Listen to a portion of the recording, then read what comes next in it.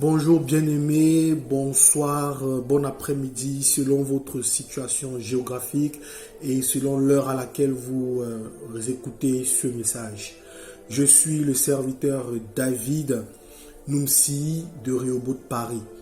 Je tiens dans un premier temps à remercier le Seigneur pour la vie de notre Père l'évêque Samuel Adé et particulièrement aussi pour la vie de Pasteur Nathan, qui est notre pasteur résident à Rehoboth, Paris. Alors, nous sommes dans le mois, donc le thème est « La grâce sauve par la foi ». Et cette semaine, nous avons eu pour thème « Saisir la grâce par la foi ». Je vais vous entretenir pendant ce petit moment sur un sous-thème intitulé « La foi puissante ». Et notre thème a pour verset de base Matthieu 17, 19 à 20, qui dit ceci. Alors les disciples s'approchèrent de Jésus et lui dirent en particulier, « Pourquoi n'avons pas nous pu chasser ce démon ?» Et Jésus répondit, « C'est à cause de votre incrédulité. Je vous le dis en vérité, si vous aviez de la foi comme un grain de sénévé, vous direz à cette montagne, transporte-toi d'ici là, et elle se transporterait. Rien ne vous serait impossible. Bien-aimés, je vais dans un premier temps essayer d'abord de rappeler la définition de la foi, chose que nous savons tous. La foi est une ferme assurance des choses qu'on espère, une démonstration de celles qu'on ne voit pas. Alors, une fois qu'on a cette définition, je dirais que la foi est l'une des forces spirituelles les plus puissantes que Dieu ait données à l'homme. C'est aussi une monnaie d'échange dans le monde spirituel, dans le monde naturel. Jésus, au travers de ce verset, montrait que le problème n'est pas l'absence de la puissance. Ce n'est pas l'absence de la parole, mais c'est l'absence de la foi. Une foi véritable. Une petite foi authentique peut produire de grands résultats lorsqu'elle est placée en Dieu. Alors, dans un premier temps, je dirais aussi que la foi puissante ne dépend pas de sa taille, mais elle dépend de sa sincérité. Jésus ici parle du grain de sénévé. En faisant des recherches, vous allez vous rendre compte que le grain de sénévé est l'une des plus petites graines connues à cette époque. Cela signifie quoi? Que Dieu ne demande pas une foi gigantesque. Il cherche une foi réelle, vivante et active. Une petite foi connectée au grand Dieu devient puissante. Donc cela signifie en fait que nous devons avoir la foi. Nous devons connecter notre foi à Dieu. Cette petite foi du grain de sénévé, lorsqu'elle est connectée à Dieu, elle produit de grands résultats tels que déplacer une montagne. Alors, pour pouvoir voir ça de manière plus palpable, je dirais ceci. Ne méprise pas les petits commencements. Tu peux commencer avec une simple prière. Tu ne sais pas prier, mais tu te dis, ouais, comment faire prier? Commence peu. Avec une petite prière, une confiance malgré la peur, malgré les situations qu'on vit. Tu gardes la confiance. Ce que le monde te montre, tu ne crois pas à ça, mais tu gardes la confiance en Dieu. Une obéissance malgré les difficultés. Dieu peut agir à partir d'une foi simple, une petite foi, mais qui est placée en lui. En deuxième point, je dirais que la foi puissante parle aux montagnes. Jésus dit, vous direz à cette montagne. Ça veut dire quoi? Ça veut dire que la foi biblique, elle n'est pas passive. Il y a une action. Vous direz, vous ne resterez pas la bouche fermée. La foi biblique qui n'est pas passive, qu'est-ce qu'elle fait? Elle déclare les promesses de Dieu. Elle résiste au découragement. Elle refuse de céder à l'impossible. Il y a un terme en anglais qui dit What God cannot do does not exist. Alors, tu peux être là, tu fais face à des difficultés, mais tu dois déclarer les promesses de Dieu, ce que tu t'arrêtes sur ce que Dieu a dit. La promesse, c'est cet espoir qui nous fait vivre. Dieu a dit ceci. Parmi mes enfants, il n'y aurait pas de femmes stériles, il n'y aurait pas de femmes qui fassent de fausses couches. Dieu dit, nous serons toujours la tête et non la queue. Ce sont des paroles, des promesses, des paroles de Dieu sur lesquelles tu dois t'appliquer, tu dois t'attacher et tu déclares cela dans ta vie. Alors, il faut un peu qu'on regarde le côté des montagnes. Quand Jésus parle des montagnes, les montagnes ici représentent quoi physiquement? Ça représente des problèmes, ça représente des maladies, ça représente des blocages, ça représente les combats spirituels, ça représente des situations humaines impossibles.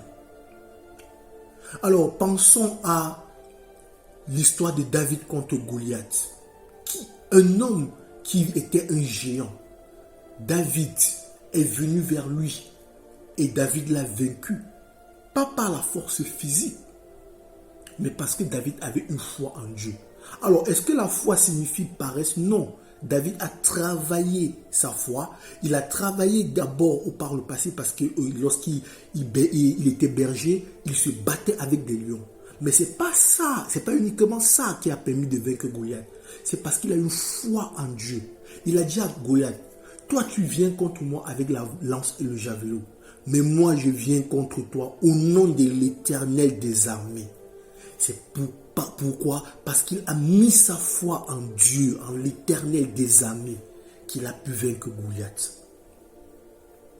Le troisième point sur lequel je voudrais que nous attardions un peu sur ce message, c'est la foi puissante chasse l'incrédulité. Parce que Jésus leur dit, c'est à cause de votre incrédulité. L'incrédulité, c'est quoi? L'incrédulité, c'est l'absence de croyance. Et qu'est-ce que cause l'incrédulité dans nos vies? L'incrédulité limite l'action de Dieu dans nos vies. L'incrédulité nourrit le doute. L'incrédulité détruit la confiance. Nous pouvons voir l'exemple de l'histoire de Pierre. Lorsque Jésus lui dit « Marche sur les eaux, viens vers moi ». Pierre a marché. Quand il a commencé à avoir le doute, il a commencé à se noyer.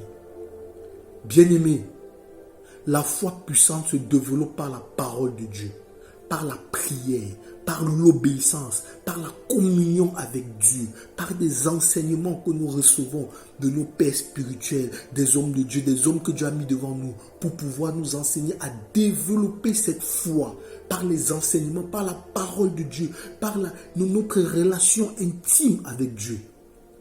La Bible dit que la foi vient de ce qu'on entend et ce qu'on entend vient de la parole de Dieu. Bien-aimé, rien n'est impossible à celui qui croit. C'est le dernier point que je souhaiterais qu'on touche. Jésus conclut par une déclaration extraordinaire. Rien ne vous sera impossible. Cela ne signifie pas que nous contrôlons Dieu. Non, pas du tout.